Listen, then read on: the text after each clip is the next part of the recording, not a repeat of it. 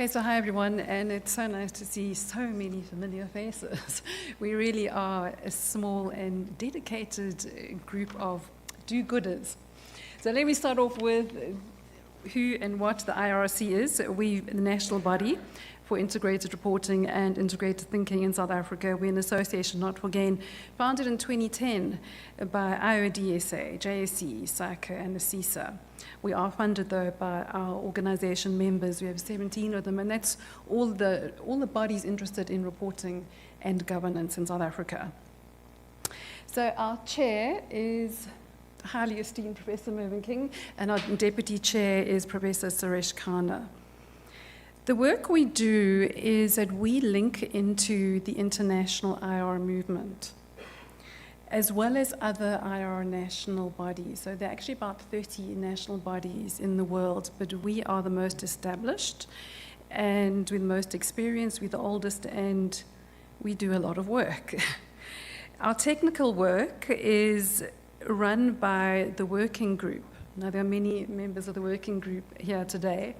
So that is a group of highly skilled individuals, and they come from sustainability, IR, governance, assurance, etc. So moving on to the next slide, and just a quick rehash, because we've heard of this all morning, but there are essentially three streams of reporting. Financial, we all know that, sustainability, and those are the various role players. We haven't heard much from the GRI today, but we can't forget about them. We're talking about the new kid on the block, but GRI, South Africa has been a strong supporter of GRI, and GRI has been around, those standards have been around for 25 years. And the ESRS, so you could say the ISSB, and the ESRS being their more enlightened cousin. So integrated reporting brings together these two streams. But it's not just 1 + 1, it's sort of 1 + 1 = 5, as some of our international colleagues would say. So for the past 20 months, I'm moving on to the next slide, please. For the past 20 months, the working group has been putting its intellectual input into how do we fit all of this together? How does IR, SR come together in the IR, and how do all of these standard setters come together and get it right? How do they fit together?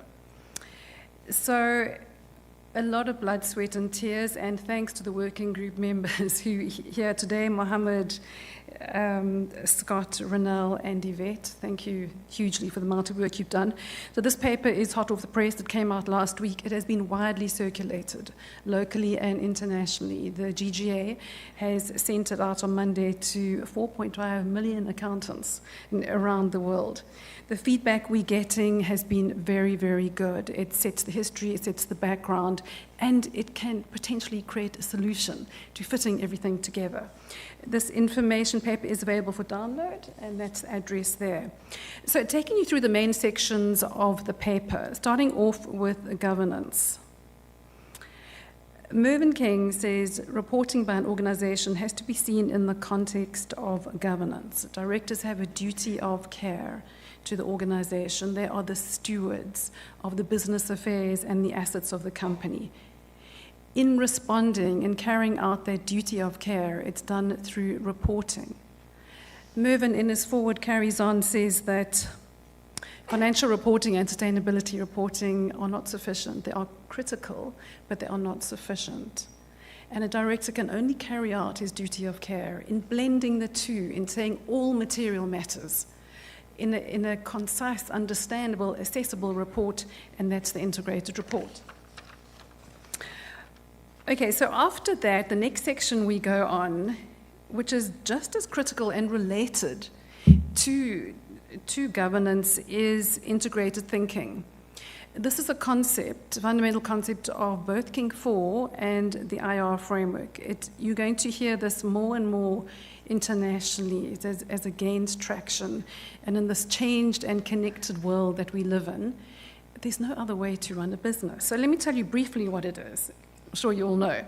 But it's looking, in the 18th and 19th century, we just did how much profit. We just focused on financial profit. In today's age, you can't do that. So, because of the connected world we live in, so you harm the environment, it's going to come back to haunt you. So integrated thinking is running and managing a business by looking at your inputs, what you take from your 6 capitals, your resource and relationships, and then your impacts. It's just 2 sides of the coin. It's getting the holistic picture. That is what integrated thinking is about. It's done by the board and it's done by management. The ISSB standards refer to resources and relationships. It's pretty much the same as what we use in the framework, which are the 6 capitals. And the preparers here will know that it's a very comprehensive and useful look when you look at what you use and what you impact in terms of 6 capitals. So the bottom sentence there is actually taken straight from King 4. So we need to maximize the positive impacts and minimize the negative impacts. On to the next slide. So the integrated thinking, and South Africa put its own framework out, and there was a discussion internationally, well, can you do an integrated report if you don't have integrated thinking? Now, our listeds, back in 2013, 2011, they had to do an integrated report. So they didn't have the benefit of some of the global companies where they could instill integrated thinking and then do an integrated report. But it had a marvelous lesson for the world. If you do an integrated report, it is a wonderful tool to embed integrated thinking in your company. And really, integrated thinking is what all of this is pointing to. Taking responsibility for your impacts and being aware of what you use and what you depend on. So integrated reporting, been around since 2013. It's now in over 70 countries. Global best practice is integrated reporting framework. Now, on the whole SA Inc. that Rory spoke about, we've always done the international framework according to local practices, according to SA Inc. And that is because we've had King 4, King 3 and King 4. The mandate of the Integrated Reporting Committee of South Africa is international developments in IR and integrated thinking, but also to look at the King codes, to consider everything in terms of the King codes. So in that way, Ansi and I are sort of related. Integrated reporting is commonplace in our country, as you know. It's not just done by the listed, it's done by the large SOEs, municipalities, smaller public sectors, NGOs. It's really commonplace. It's not just a listed company. Integrated report and the sustainability report. The integrated report gives you a holistic business day. Often you're not given very much time. You said, here, company results out. Here's the CEO, do an interview. So what I would do is go to the integrated report, and you can quickly suss out some of the major aspects of their company by looking at the integrated report. It gives you a holistic, integrated, and overall, and it draws from organizational aspects, strategy, risks and ops. It draws information from a number of different sectors and aspects of the company. It also draws information from the sustainability report, which is a subject-specific and detailed report. And that is essentially the difference between the integrated report and the sustainability report. Sustainability report is focused. It is on subject-specific matters, sustainability topics. Now, you'll see how detailed the ISSB S2 climate is. So when the next one comes out, biodiversity or whatever it is, it's going to be equally as lengthy. And you're going to have to differentiate, put all of that detailed information in your sustainability report and your high-level information in your integrated report, because that's what you read first. So considerations in structuring a corporate reporting suite was the next section of our paper. I'm not going to go through this in too much detail, but you can see that we took it from a governance aspect and then general considerations in determining what your corporate reporting suite, the factors that you need to consider when determining your corporate reporting suite. And of course, it very much depends on the individual company and its circumstances. Just briefly, I want to touch on the global baseline and layering of sustainability disclosures, as we see this as a way of working in South Africa. In fact, I think it's the saving grace in so many respects. So the benefit of a global baseline is that we can take the ISSB or whatever, and we can add on, we can layer our own disclosures. You can add on GRI, you can add on local reporting practices, governance codes, whatever regulatory requirements come in. So if you see it as a little block, the small little block would be ISSB. You then add the GRI, ESRS, other industry sectors, etc. So it's a layered cake. We think that's going to work. Fitting it all together, and this is the crux of the paper, we came up with two approaches. This has been approved by the IRC board. They spent a lot of time deliberating on these two approaches and having the final sign-off of this paper. In each of these two approaches that I'll go through quickly, the integrated report is at the center of each. The integrated report reflects integrated information. It is all material information. It's not just ISSB, it's not just GRI, it's everything material, what matters to the company. It follows from integrated thinking. The approaches facilitate the ISSB's global baseline. They are in line with King IV. And it's up to the organization to choose which approach. So first approach is the umbrella. Now, the experienced reporters in the room would recognize this as the octopus.